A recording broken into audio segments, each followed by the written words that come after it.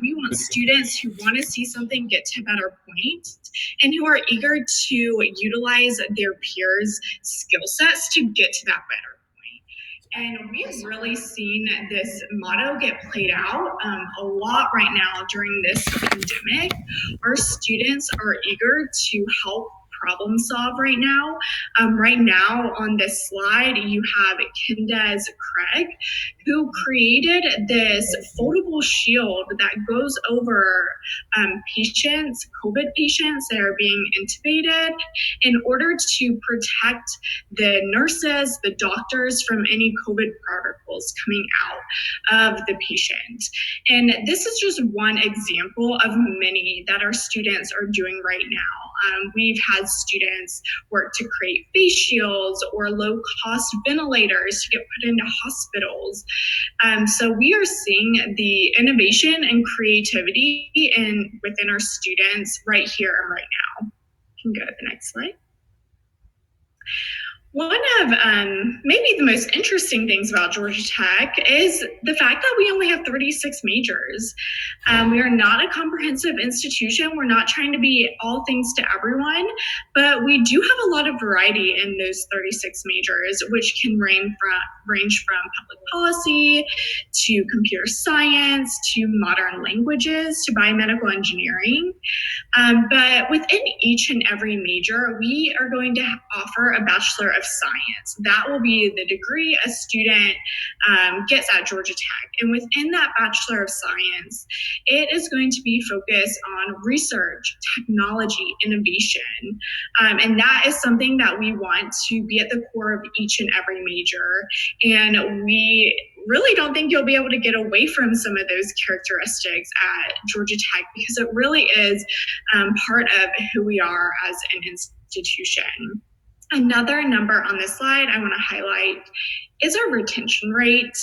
We are proud that 97% of our students return from their freshman to sophomore year.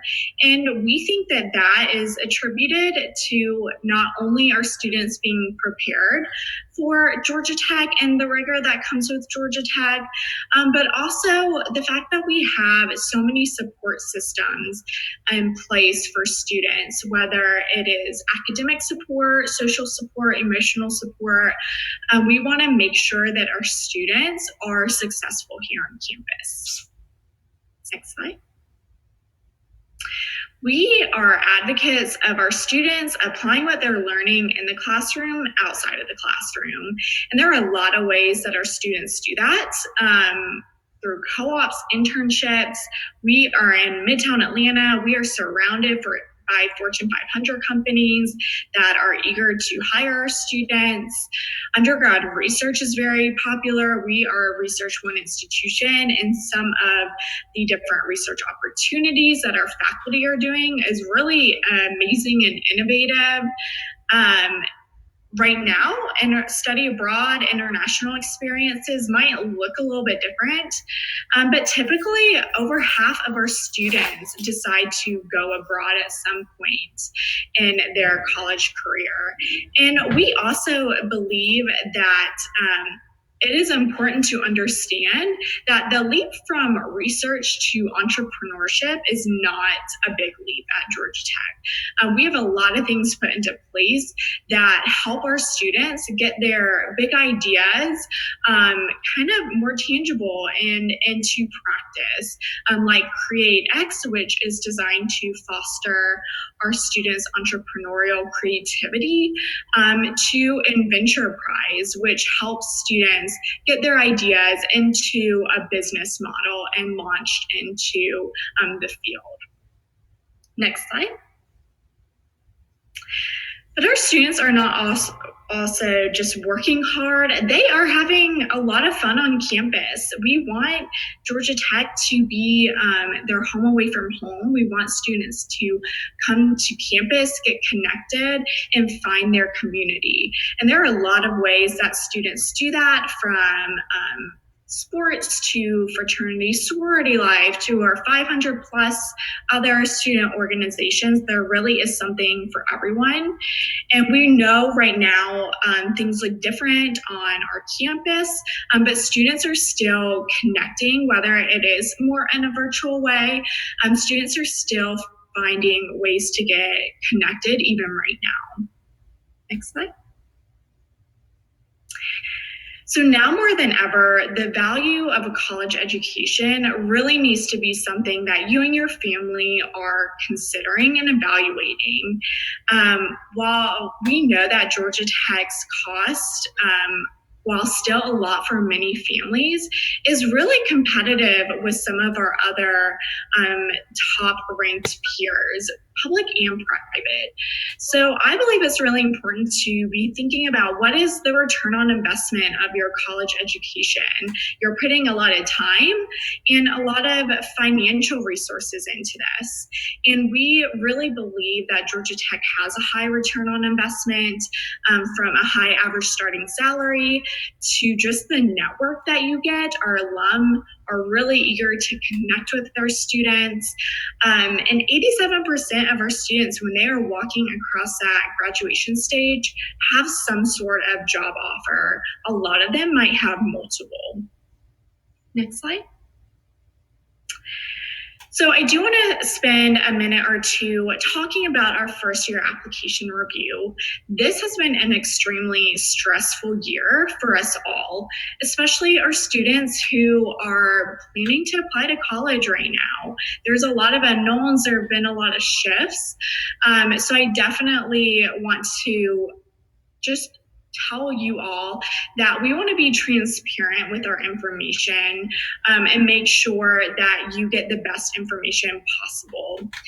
So I first want to say that Georgia Tech uses a holistic review process when evaluating applicants, which means that we're looking at everything.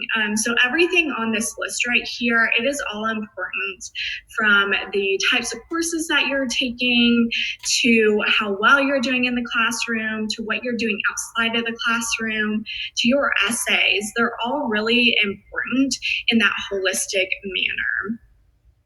And this year, we really do want to understand your story. We have all been heavily impacted by COVID-19, and we really want to know how that has impacted you, whether it is academic or personal. We really want to hear your story in this process of evaluating our applicants. And we also recognize that testing has been challenging. And we just got the news last week from University System of Georgia that we can now be test optional, which we are really excited about. We are really eager for this season. Tests and test scores have never really been a defining decision factor for Georgia Tech. And so we feel very confident and comfortable with this change and being able to evaluate applicants, even with this pretty big policy change. So it is optional whether or not you want to submit an SAT or ACT score. The last update I want to give you on this slide is that we have created two separate early action deadlines. One is going to be for our Georgia students only, and that deadline is October 15th. And then our early action 2 deadline for non-Georgia students will be November 2nd. So this allows us to read Georgia applicants first and get their decision a little bit earlier than we have in years past. So we're excited about that update as well. Get the next slide. And as you consider Georgia Tech, we also wanted to highlight that we accept many transfer students, over 700 transfer students per year. And we have a lot of different pathway programs that allow students to transfer to Georgia Tech. And I highly recommend just checking those out on our website as well. Next slide. And there are a variety of financial assistance available for Georgia Tech, whether that is need-based financial aid to our creative ways to pay, which we list here, to our merit-based scholarships. So we really encourage students to check out some of those creative ways to pay and some of the different scholarships on our financial aid website as well. Next slide. And that is all for me. Thank you so much for your time. I do recommend checking out our virtual visits website. Maybe you can get a tour from our tour guides, a virtual tour, or go check out some of our other departmental webinars as well. But thank you for listening to me, and I will pass it off to my colleague at Georgia State. Thanks. Great. Thank you so much, Caroline, and thank you all so much for logging in this morning today. It's an absolute pleasure to speak with you. My name is Kenzo Tsudu. I'm one of the admissions counselors here at Georgia State University, and I do specialize with the homeschool and the Latinx student population here. So if you fall into any of those demographics, I'll be more than happy to assist you. To give you some context about Georgia State, we were originally founded in 1913 as the Evening Business and Commerce School for Georgia Tech. But since 1913 to 2020, a lot has changed, and you'll be able to see that through our rankings in the next slide. So on this next slide here, you'll be able to see that we are now the #1 best public university for undergraduate teaching in the United States. And the way that we actually managed to obtain that ranking is with how we hire our professors here. There's a lot that goes into it, but they really are dedicated to your success and to your opportunity as well. We're also the second most innovative institution in the nation, which is really through our student success programs. And to just give you a kind of a sneak peek into those programs, one of the programs they have grant, which is really cool because it allows students that are in their senior year of college to get an additional grant to help pay for their tuition up to $2,500 in their fall or spring semester. And there are no stipulations, no requirements. We just noticed that existing balance we added here at CAP. We're also one of the nation's fastest growing research universities. And last but not least, we are also the largest university in the state of Georgia. I know it says 53,000 students on there, but we just got notice that we are now up to 54,000 students. But don't worry, I know 54,000 students is a lot. You won't be in a classroom with 53,999 other students, right? So on this next slide here, you'll actually be able to see all the different colleges and schools we have at Georgia State University in this next slide. So in the next slide here, you'll see we have Andrew Young School of Business, Policy Studies, the Berdina Lewis College of Nursing and Health Professions, and you'll sort of notice that each one of these schools and colleges divides up into a different field of academic interest. So as, let's say, an English major, you won't necessarily be taking the same courses as a nursing major, right? Even those core classes. Now, there are 2 colleges or 3 colleges up here that are worth noting. One is the College of Law. I just do want you all to be aware that that is a graduate program here at Georgia State. There's also the Honors College for those of you that are really academically competitive, and also the Perimeter College. Now, in this next slide, next slide please, Jay, you'll see the Perimeter College, our postgraduate mid-career salary is now about $90,800. That actually really ties into our social mobility here at Georgia State. So that is the tools and the resources we give you to be able to ask for that raise, to ask for that promotion. So that way you can still keep moving up the corporate ladder, moving up in your career, so that way you can get those higher salaries, higher responsibility levels, and positions of leadership as well. Next slide, please. Going back to the Perimeter College real quick, so I'm sure most of you are familiar with Georgia Perimeter College way back when, but they are now a college within Georgia State University. So your student ID, diploma, transcript, all of that at Perimeter College is going to say Georgia State on it. The primary difference, though, is that you won't be located at the Atlanta campus. You may be in the Alpharetta, Clarkston, Decatur, Dunwoody, or the Newton campus, or you may even have the opportunity to take some of these courses online. There are a number of benefits to attending Perimeter over the Atlanta campus. The first and foremost being it's a cheaper tuition. So if you're looking to save a little bit of money in your first 2 years of your undergraduate experience, I highly encourage you to consider Perimeter. The tuition there is about a third of the cost of the Atlanta campus, so about $5,000 a year for our in-state students, $12,000 out of state, versus Atlanta, that's $12,000 in-state and about $36,000 for out of state tuition. But moving on to the next slide, we'll be able to see some of the other opportunities that we have here at Georgia State as well. So, with every university, it's not just going to be the education you're receiving, but also the opportunities available to you. And here at Georgia State, we really have 3 different types of opportunities available, being research, internships, and study abroad. So starting with study abroad real quick, on that bottom left corner, you'll see one of our students who went over to, I completely forget, I believe it was Ghana, and they got to go study abroad for a full year in that country. And on top of that, they got an additional scholarship from the university to help pay for any, visa costs, plane tickets, anything like that. And those programs can range from, like I said, a full year if you want to disappear for a year and go to another country, or even just for 1 week. If you just wanted to go for your spring break and go down to Mexico City and do a community service project, we have those opportunities available for you as well. The other one that we do have, of course, is research. So this student over here on the right-hand side is a great example of how research works at Georgia State, simply because she really wanted to do marine biology, and unfortunately, that is not something that we offer here, despite us having over 250 majors. So what she decided to do was really tailor and customize her own educational experience to fit in the marine biology by doing research positions with the Georgia Aquarium, one of the largest aquariums in the world. It is the largest in the Western Hemisphere. So she's able to have that professional experience by the time she graduates, and she's much more competitive to those job employers once she starts submitting those applications. And then last but not least, of course, is our internship and job opportunities. So we do have the Career Services Center, which does a phenomenal job of helping you with your interview skills, your resume. They even do cover letter workshops and all that sort of stuff, and offer free professional headshots.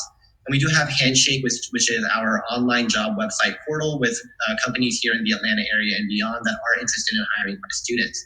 But the really great part about Georgia State is that you're not just limited to what the university has to offer, you have everything that the city of Atlanta has to offer. So one of our students, for example, just went to a Subway over on Broad Street to get a sandwich during his lunch break. He started talking to this random person about his major, career plans, what he wanted to do after he graduated. And it turned out that he was the CEO of a Fortune 500 company right here in the city of Atlanta. He was so impressed with the conversation he had with our student that he offered him an internship, which then turned into a full-time job with benefits. And now that same student comes back every single year and offers the same opportunity for our groups in the Welcome Center. So it just shows you that, again, you're not limited to what the university has to offer, really to what the city has to offer. It's us, Kennesaw, or whoever else you want to go with, UGA, Georgia Tech, it is important for you to, step out of that comfort zone and look for those opportunities that won't necessarily come to you. But on this next slide, you'll actually see, it's not just opportunities, it's not just your education, it's also going to be your hands-on experiences. So we do have the Creative Media Industries Institute, which is a brand new state-of-the-art installation for those creative media students. And it's got some really cool spaces in here. So real quick, if you see on the right-hand side of this slide, that paneled lighted wall is actually a motion capture studio. So if you've ever seen, Avengers Infinity War, Battle Angel Alita, Lord of the Rings, The Hobbit, any of those heavy CGI films, they're usually filmed in a motion tracking studio, and our students get to work directly with that technology, either in front of the camera or behind the camera. We also have makerspace, so 3D printers, laser cutters, wood cutters. We have VR, artificial reality, augmented reality, mixed reality. We even have audio and visual mixing booths if you've got that EP you want to drop or that album you want to drop. And even then, you didn't hear this from me, we also have Ludacris who works in this office, and that's really cool. Some of our students get to work directly with Ludacris on building their own label or their own production studio as well. But moving on to the next slide, we're not just all about technology and arts and sciences. We're also about expanding your communities and your organizations here at Georgia State. So we do have over 400 different student clubs and organizations you can join, ranging from some of our more professional clubs, such as the Latinx Student Services Outreach, to Black Student Union, to Model UN, or some of our more, social and trivial clubs, like we have the Anime Club or the Cosplay Club. Or I know they just established the Waffle Club. Literally all they do is meet once a week, eat waffles, and talk about how good they are. Right? So you can find a community or an organization here that fits your needs and your passions here at Georgia State. And even then, if you don't find one, you can establish your own club here at Georgia State as well. We'll even give you a budget so you can do your own cheese club or lettuce club. I think Georgia Tech has a lettuce club as well. So it just shows you how many opportunities you have here at Georgia State. Now, I know I didn't mention athletics, but that's actually going to be on this next slide here. Just to sort of talk about a little bit about our stadium at Georgia State as well. So, I'm so sorry. This is the freshman profile. I'll come back to athletics in a minute. But with our academic profile, you'll notice that the middle 50% for our high school core GPA was between a 3.3 to a 3.86. In the honors college profile, it was about a 3.91 GPA for this last application cycle. Now, as Caroline mentioned previously, we are moving test optional. So, you don't have to send in those test scores if you don't want to. We encourage you to do it. But the average or middle 50% for our SAT was between a 1060 to a 1250 SAT. For our ACT was between a 21 to a 28. And for the honors college, it was a bit more competitive, between a 1380 SAT and a 31 ACT. Next slide, please, Jay. not getting mine aside. One other thing I did want to mention real quick with our profile, just keep in mind, have those strong GPAs. We do love to see AP, IB, and dual enrollment. But moving on to our rolling admissions timeline for our freshman applicants, you'll see that our timeline may have changed a little from the last time you've seen it. So our application is already open. It opened on August 1st for the common application. Our priority deadline for honors and scholarship consideration is December 8th. So that means that your application and your transcripts have to be submitted before December 8th if you want to be considered for honors or scholarship or merit-based scholarships from the admissions office. You'll also receive your decision by January 15th, which is very important because at Georgia State, housing is not guaranteed. It is very much first come, first serve. So the sooner that you get your decision, the sooner you can move forward with housing, orientation, FAFSA, all those next steps. The final application deadline for this cycle will be April 1st, and the final deadline to submit your transcript will be June 1st. So again, we don't want you to wait until the last minute because you may miss out on all those awesome opportunities through scholarships and through the housing office. Moving on to the next slide.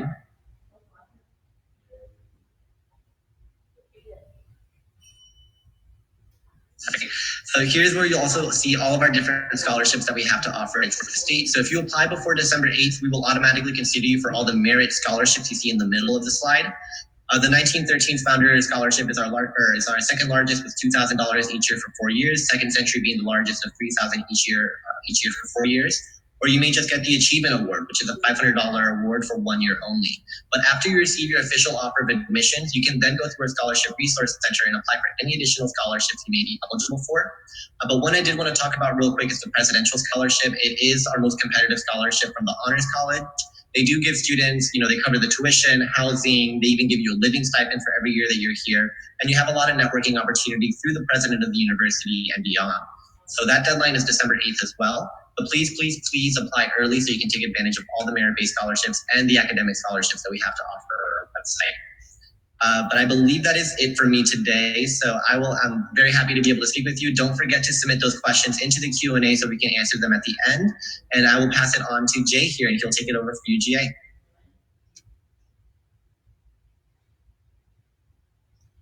All right. Hey, everybody. Thank you, Caroline. Thank you, Kenzo. I'm going to go ahead and finish this out today. In a similar format, I'm going to talk a little bit about the updates we have for our admissions process, discuss some of the opportunities we have here at the University of Georgia for our students, and then I'll round it out with an admissions discussion of our admissions process and how we review first-year students. Before I jump in, I do want to remind everybody you can use the chat function at the bottom to submit any questions that you have. If you have a great question for all three institutions, as soon as I'm done with my portion, we are going to have an open panel where all three of us will discuss how our institution would answer your specific question, whether it's student life or related to the admissions process. So starting, I'm going to go ahead and get these updates out of the way. We know that you all have had a really tough year. COVID-19, just as Kenzo and Caroline have said, has thrown a lot of wrenches into your plans. And we've been getting a lot of questions from you all. So I'm going to discuss three things here as it relates to our admissions process. The first deals with pass-fail grades. We know a lot of different schools made the decision back in March to change your grades to either a pass or a fail, as opposed to a standard A, B, C, D, E, or A, B, C, D, F grade. For the University of Georgia, if you have a pass-fail grade, it will not negatively impact your admissions review. A pass grade is still a pass. Obviously, a fail is a fail. But if you are very concerned about how we would look at a pass versus an A or a B, it is not going to negatively impact your admissions review for the University of Georgia. For my second one, as everyone has already said, we are able to go test optional. All three of us had to wait for the University System Board of Regents to make that call for us to be allowed to go test optional. And for UGA, similar to as Caroline said, every single year the test score plays a smaller and smaller role in our admissions process. So while we are excited to be test optional, it really has not been as big of a deal as folks had thought in previous years. If you want to have your application reviewed with a test score, go ahead and submit it. If you don't, it's totally fine. It will not negatively impact you for admissions purposes or for scholarships. We're still going to review you the same with or without a test score. And then lastly, if you've already submitted some test scores and now you're thinking, well, hey, when I took my sophomore year, I really don't want that to be reviewed with my application. when you open the application for admissions that actually open today, you will have the opportunity to opt out of us reviewing that test score with your application. And then lastly, my third update for you all as it relates to admissions is that we're on the Common App. This is the first year we've been on the Common App. It actually just launched today, this morning. So for those of you who are looking to apply to multiple institutions and you want to go ahead and use the Common App to put an application in with UGA, that is something that you are able to do. We are still able to accept applications through our website, through the Coalition, and through the Common App, and we have no preference on which one you choose to use. All right, now with all the updates out of the way, let's talk a little bit about the University of Georgia. We are located in the city of Athens, which is about 90 miles northeast of Atlanta. We are basically the quintessential college town. If you like good food, music, an awesome arts festival, this is definitely the place for you. We are different than Atlanta. We are much smaller, but I always like to reiterate that there's always something to do in Athens. And it is an important backdrop to your student experience wherever you go. So you are also not just looking at an institution, but you're also looking at the location. You want to find a place that you can call your home for the next 4 years. And all around the University of Georgia is Athens, but right in the middle of it is the University of Georgia. We are also a larger institution. We have almost 39,000 students total, of which 30,000 roughly are undergraduate students. Now, while that seems like a lot of folks, and it is, with a lot of students comes a lot of opportunities. For instance, we have over 200 academic majors for students to choose from that are encompassed in 17 different colleges inside of our institution. And kind of keeping with this idea of opportunities for our students, I could talk all day about social and academic opportunities, but I really want to highlight 2 academic opportunities for our students that you may choose to take advantage of. And the first is our experiential learning. Experiential learning at the University of Georgia. These are just those opportunities to get hands-on experience of applying what you learned inside the classroom, outside the classroom. And students do this through a number of ways. They do it through research, study abroad, co-ops, internships, service learning projects within the Athens community. Any of these complete our experiential learning requirement. And this is actually a requirement for graduation purposes. So all of our students who graduate from the University of Georgia have received some kind of hands-on experience applying what they learned in the classroom outside the classroom. And that really looks good when you go to apply for jobs. Because when you graduate, employers do like to see that you have applied your education. And then the second opportunity, academic opportunity, is our Double Dogs degree programs. These are accelerated master degree programs where you can do your undergraduate degree and your graduate degree at the same time and complete both of them in 5 years. So traditionally, your undergraduate degree is 4 years, your graduate degree is 2 years. So this shaves off a year to completion for both of those. And kind of another interesting thing I like to mention with this is a great way to maximize your education here, but a lot of students are coming in with about a year's worth of college credit completed. So they're actually able to transfer in about a whole year of college credits to UGA and graduate with both their undergraduate degree and their master's degree in 4 years. So it's a great way to save your time, maximize your time here, and save some money. Now, moving on a little bit, continuing with this theme about presenting you with these opportunities for success. We all do want to see you apply to our institutions. We want to see you join, have a great time, but ultimately, it's about seeing you be successful. And all these opportunities are there for you to be successful. And our student success numbers really do indicate that the University of Georgia is doing something right now. For instance, our first year retention rate is 96%. This is well above the national average of about 72%. So our students are coming back for their second year. And not only are they coming back for their second year, but they're graduating at high rates. 87% are graduating within 6 years, 69 within 4 years. Both of those numbers are well above the national average and the SEC average. And then not only are they graduating, but they're also finding employment or continuing their education 6 months after graduation. 95% of them reported that they had gained employment or continued their education. And that was based off a 91% response rate to that survey. So our students are doing great things when they get here, and they're very successful when they leave with their UGA education. Now, you probably heard all of this. That was a lot of information packed in real quick about the University of Georgia and about the city of Athens. You're probably thinking, all right, this sounds awesome, Jay. How do I get to take advantage of this? Well, you're going to have to apply. So let's just go ahead and jump into these numbers so that you kind of have an idea of how our admissions process works. So every student who applies to the University of Georgia, we're going to do a whole student review process where we first look at your academic profile and then read your entire application. So let's talk a little bit about what these numbers look like. What I have here for you right now is our mid 50%. So if you kind of think of these numbers as falling along a bell curve, we're telling you we're 50% of our students who applied and were admitted, where they fell along that bell curve. Don't think of these numbers as minimums and maximums. If you fall within them, it's not a guarantee you're going to be admitted. If you don't fall within them, it's not a guarantee that you'll be denied.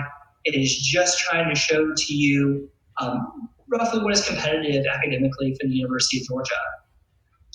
Now, with each of these, this is a recalculated UGA GPA, only looking at your core academic courses, and the rigor of your curriculum is always within the context of your institution. And I have to say it one more time. We are test optional, but those are super score test scores. So if you do have multiple test scores you want to send them, we'll look at that as well. But with this, just please keep in mind that while those numbers do look scary sometimes, and people do talk about them a lot, this is only one component of our whole student review process. But we are going to read that whole application ultimately for the vast majority of students who apply. So let's talk about what that application looks like. This is our application checklist. As I kind of said earlier in the updates, there's multiple platforms that you can use to fill out this application. You can use the Common App, the Coalition, or the UGA platform. We do not care which one you use. It is truly up to you. Choose whichever one is most preferable to you. It does not matter in our admissions process. When you access the application through one of these three application platforms, you'll have one of two decision deadlines that you need to pick, either early action or regular decision. It is the exact same application. All of the things you see here on this checklist, we're asking you for all of this: your activities, your essays, an official high school transcript, counselor evaluation, test scores and teacher recommendations are optional, but I always recommend sending teacher recommendations. So if you're asking yourself at this point, Jay, what's the difference between early action and regular decision? It's the exact same application. There is no difference. It is reviewed the exact same way. It's the exact same application. The only difference is the date that you apply, which is either October 15th for early action or January 1st for regular decision. We do not have quotas. We do not have preferences. We apply early or regular. So if you ask us, Jay, which one should I use to apply with? My answer will always be, are you ready to hit submit and have your application reviewed in its entirety by October 15th for early action? If the answer is no, it is totally fine from an admission standpoint to wait for January 1st. Now, looking over those dates and deadlines, as I said, early action is going to be October 15th. Regular decision is going to be January 1st. January 1st is the absolute last deadline to apply. Please do not miss it. It is a hard, fast, set deadline. On January 2nd, if you don't have your application in, we can't reopen it for you. Application opens today, September 1st, on all three platforms. You have till January 1st to get it done. If you are applying for the Foundation Fellowship, which is the highest merit-based scholarship here at the University of Georgia, and reviewed by the honors program, you are going to have to apply early action so that you can fill out that supplementary application for the honors program by November 1st. Whether you apply early action or regular decision, always recommend that you submit a FAFSA. There is a priority deadline of December 15th, so that's the free application for federal student aid. You're going to want to do that separately and go ahead and get that done by December 15th if you can with your parents or guardians. And then lastly, the last important deadline I've got to mention here is the commitment deposit deadline of May 1st. That one is also hard, set, and fast. If you're admitted early action or regular decision, you do have to commit to the University of Georgia by paying your commitment deposit on May 1st. And that's also a no exception one either. So just make sure that you have those dates in mind. One last thing, and then we'll move over to the panel piece. All of us in some way, shape, or form have talked about the cost of college. This is an important decision on where you go, and we always want to help you minimize that cost to attend any college or university after leaving high school. At the University of Georgia, we really simplified this process by automatically considering you for most merit-based scholarships here at the University of Georgia at the time you apply. So if you're a first-year applicant, we will first read your application for admissions. We will then go back through and look at students who have first good academics on their applications, who have high GPA, high rigor, test scores if they're available. We will set an academic bar, and then we will continue to read for certain scholarships. So an example I give is if you have the academic profile and you have a lot of leadership on your application, you might be able to use your application for admissions to get you the Presidential Leadership Scholarship here at the University of Georgia. So please make sure, this application is not just to be admitted, but it's also to review for scholarships. Again, the only separate application is for that Foundation Fellowship in Bernard Ramsey. While we're also on scholarships, like I said, the FAFSA is important. It has the free application for federal student aid, and that will get you reviewed for certain need-based aid, both from the federal government and from the institution. Even if you think you don't qualify, I highly recommend trying to get that done by December 15th. You never know unless you put it in. And then lastly, this is just a general college piece. Make sure that you're filling out applications for scholarships. They're not tied to any of our institutions. There's plenty of scholarships out there for all sorts of things. Like if you really love llamas, like the Michigan Llama Association has one, get $500 for writing about why you love llamas. These silly scholarships are truly everywhere, and a lot of people never apply for them. And you can rack up a lot of money pretty quick by applying for smaller scholarships. And if you get a lot of scholarships that aren't tied to any institution, you could take them to almost anywhere. So just some things to keep in mind. With all that being said, I'm also going to recommend that if you get the opportunity, come to campus. We all work for our institutions. We love our institutions, but there's definitely something different about getting to hear from students, getting to see the campus, getting to interact with people who are actually living it. Right now, we are only doing the virtual pieces, just out of abundance of caution for COVID-19. But you still get to hear from current UGA students who will lead you on a tour of campus. And if you still want some more interaction beyond that, if you go to the Visitor Center's website, you can actually drop in and talk to a Visitor Center tour guide with any of the questions that you have. Now that is it for my piece. I'm going to go ahead and bring back our moderator, and she will facilitate the Q&A panel. Thank you so much to Caroline, Kenzo, and Jay for giving us a lot of helpful information and good updates to keep in mind as all of our application processes are here starting very soon. And so thank you for spending some time with us. So at this point, thanks to all of you for tuning in and for submitting some really, really good questions to us. I hope either your question was answered by some of our colleagues behind the scenes, or we may have held it to the end for this portion, since we felt it would be a good question for everyone to hear out loud and hear answers from all institutions. So with that, just one more reminder, especially if you joined us a little bit later, the Q&A function at the bottom of your screen, you can ask us questions, interact with us that way. If your question is for a specific institution, just make sure you make it clear which institution the question's for, and otherwise, if it's a general question, we may answer it right now, or some of our colleagues behind the scenes may answer your question. So with that, I see Jay, Kenzo, Caroline are all back with us. I am going to start us off with a question that was wildly popular, and a question that all of us have been trying to answer and have the best answer to since last week, when a lot of our institutions were cleared to go test optional. So with this, there are a lot of questions about what does test optional actually mean? Are test scores recommended if your school has gone test optional? So if we want to, for this one, let's just go in the order that you all presented to answer this question. But if you could tell us, A, is your institution test optional? And B, if you are test optional, what does that mean exactly? And how do you decide whether or not you submit test scores? Great, thanks, Ashley. I'll go ahead and kick us off with that. These are great questions. We are all navigating test optional as we have not been before, and wanting to make sure we get you those answers. So first, we are test optional. And with that, optional is emphasizing optional. We will not penalize you if you do not submit an ACT, SAT score.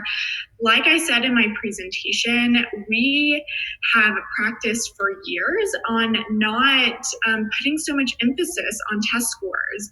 And test scores alone have never been a deciding factor because we use a holistic review and we are looking at all those other components of your application. So whether or not you want to submit scores is going to be completely up to you. If you feel like it is really important to submit your test scores, then by all means submit them. If you do not feel that they reflect you and your academic ability, then don't. We will not penalize you, and I mean that from the bottom of my heart. Thank you again. So kind of echoing what Caroline was saying, we are also really emphasizing that optional part of test optional. What I will sort of mention, at least with Georgia State, is that we have those merit-based scholarships that I was mentioning earlier that are test optional. Don't worry, we're just going off of GPA. But some of our additional academic scholarships that may be offered through different organizations here in Georgia State or through partners with Georgia State, they may require some test scores for you to be considered eligible. Right? So I definitely encourage y'all, it's not required for admissions, but it is recommended for maybe some of our scholarship programs that we do offer. So do some research, go into our scholarship resource center, check it out. If the Voice Weta scholarship is saying you need to put in, your SAT, ACT test scores, then look into that. Consider taking that exam. But, if all the exam locations are canceled around your area, reach out to them. We are all navigating this very tumultuous time, very confusing time, even for colleges as well. And we'll work with you, right? We're not going to penalize you, even if you submit those test scores and you didn't do that well. Don't worry, we're not going to look at those in terms of your admissions requirements. We're just going to look at your GPA. I'll round us out here. Our answer is very similar to Carolina, Georgia Tech's. We've been moving more and more towards this full student review process to make our decisions for the majority of our applicants. And what that ultimately means is that test scores have played a much smaller role over time. And it doesn't really change our review process really at all at the holistic review level. So as for the question of do I submit them or do I not submit them, ultimately this is a choice that you have to make. You definitely speak it over with your counselors, with your teachers, with your parents, guardians. But here's the question I'd ask myself if I was in your position and looking to submit or not submit my test scores is, do I feel that this enhances my application? Is this something that will help me? Is it a positive to send this? And if you feel that it's going to help you and your review, go ahead and send it. If you're just kind of on it, then it's totally fine not to send them, because again, it's not going to negatively impact you for our review process if you do not send test scores. Thank you to all three of you for that. I think that is super helpful. I hope it eases some minds.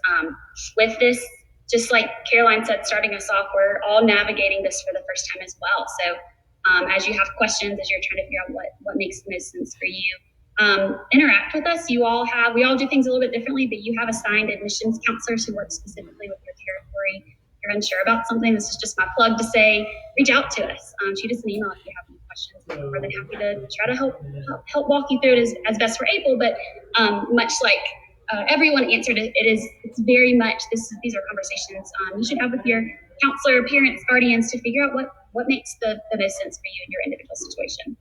So kind of piggybacking off of that, let's actually go in the reverse order. So Jay, I'm coming back to you for this one. So we have heard from all three of you the term or terms holistic and whole student. So we know that a lot of schools, all schools do things a little bit differently, but for our institutions, we're looking at more than just numbers, just what's on a transcript, what test scores you've made. Can you speak a little bit to in light of COVID-19 and this crazy time and how some of those holistic whole student pieces may look a little bit different for this past spring semester and the fall.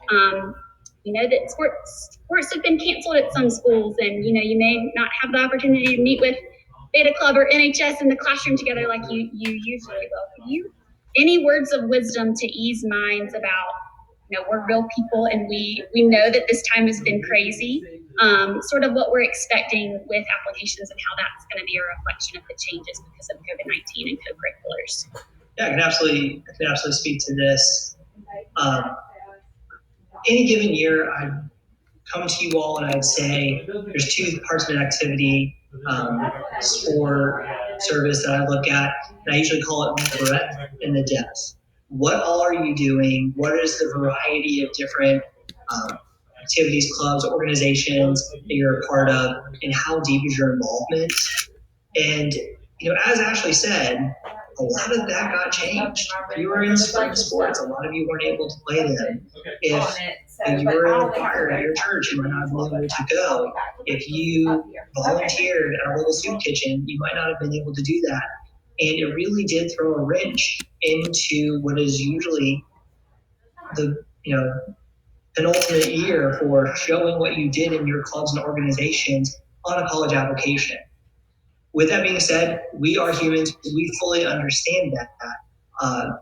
But I do encourage you, if you're using the Common App or any other institutional app, a lot of us are going to ask the same question, and this is on the Common App. How has COVID-19 impacted you academically? You'd also use that to talk about how has it impacted you with your activities. Use that space to really explain to us, what has been disrupted by COVID-19. If we know we can adjust our review and understand you within the context of your situations. We're not going to expect you to have done Model UA your junior year if we know that it got canceled. We're not going to expect you to have all three of your sports you're supposed to do if you weren't able to attend all of them. But the biggest key to this is we can only review and contextualize your application if we have the information that you present to us. If you do not tell us, we do not know. So any of those optional statements, any of those optional essays, or even if you just want to throw in a resume or document for the University of Georgia just to tell us and really explain it, we do want to get to know you. We do want to know why you're a good fit, and we do want to understand your individual condition. Caroline and Kenzo, if either of you have, I know that we all have, things differ per institution. Do either of you have anything you want to add to that one?